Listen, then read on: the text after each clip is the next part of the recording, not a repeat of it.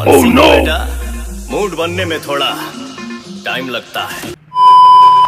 स्वागत करते हैं हमारे इस चैनल पे और शुरू करते हैं। पहले तो धीरे धीरे दिल में बसेगी, दिल में बसेगी नहीं। जिससे फंसेगी उसी को डसेगी। नागिन ये का हो? बचा के रहो।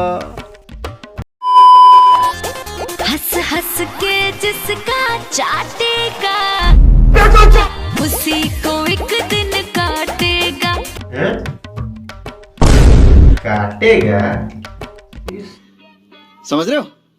तुमको थोड़ी ना कह रहे हैं। जिससे फंसेगी उसी को डसेगी। अच्छा डेली तुम गर्लफ्रेंड बदलते हो। सुनो पहले ऐसा नहीं था जैसे आज हो गया। आज हो गई बोलो।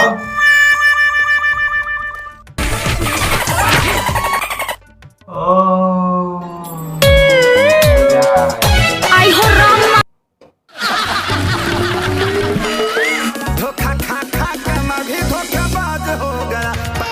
आपस में लड़ के विवाद हो खता।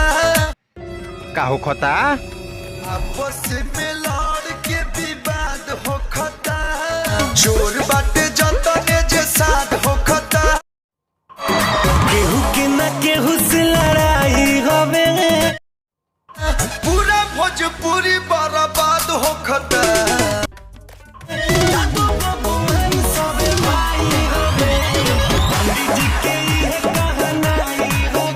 ई कौन गाना के बात हो खोता?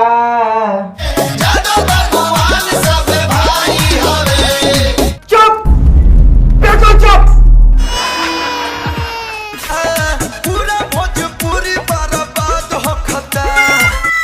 वाह वाह वाह वाह वाह, का खूब गाओ तरलो मर्दे, दम तुलो तो ठीक है। चुप, बिल्कुल चुप। जिससे फंसेगी उसी को डसेगी।